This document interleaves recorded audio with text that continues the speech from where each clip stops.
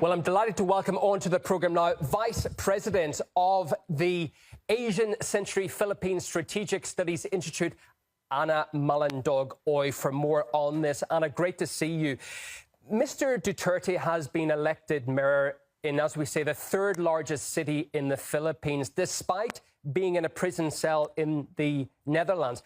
What does that tell us about his reputation back home? Thank you so much, Jinan, for welcoming back to your program.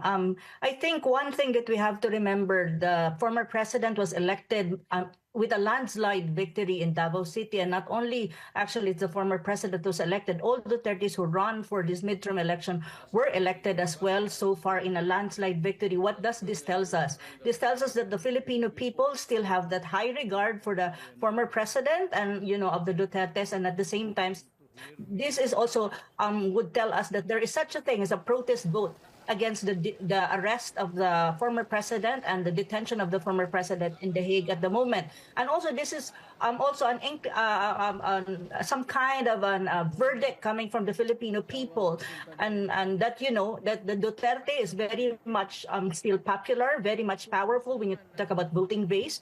And I think this is also a referendum of the real pulse of the Filipino people, more particularly in Davao City, and not just in Davao City, because if you look at the senatorial race at the moment, there are 5 allied Duterte candidates that made it up the top 12 of the senatorial race, which would make a very some kind of a good chances for the vice president when it comes to the impeachment trials that is impending this coming July. So this is pretty landscape right now when you talk about this political feud between the Marcoses / Romualdez and also the Duterte faction in the Philippines.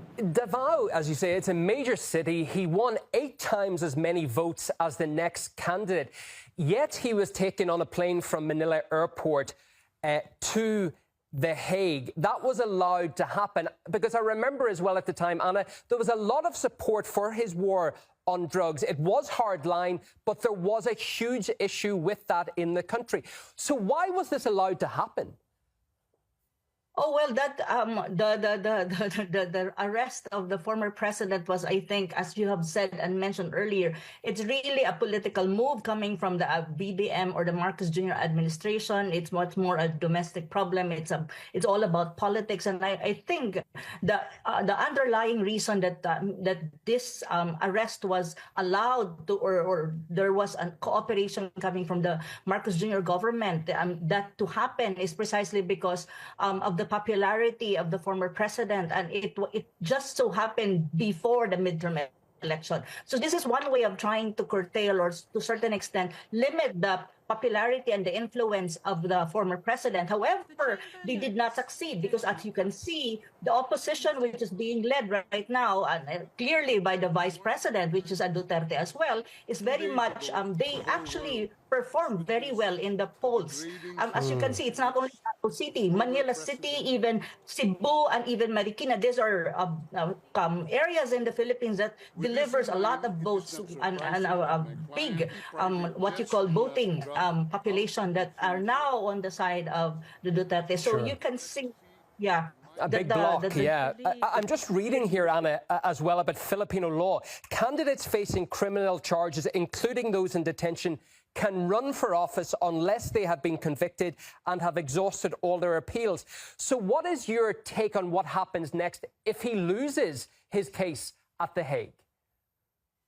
That is a long way to go, because I think when you talk about The Hague and when you talk about the trial in the ICC, it will take at least 10 years. And usually the term of office of a mayor is only 3 years. So I really don't have any problem with this. But I think the most important right now for the former president is to be able to take an oath and to be able for him to manage the city, even if he's in the detention in the ICC. But there's also no problem because you have the vice mayor that would take over if in any case he will not be able to take his job or will not be able to assume the mayor's office. But this is the situation at the moment. So, but yes, it's true. Only when you are convicted really that you cannot run or you will be disqualified from holding public office in the Philippines based on our laws. Thank you so much for filling in the blanks for us. We will be watching with interest what occurs. Vice President of the Asian Century Philippines Strategic Studies Institute, Anna Mullen-Dog Oy, as always, good to see you.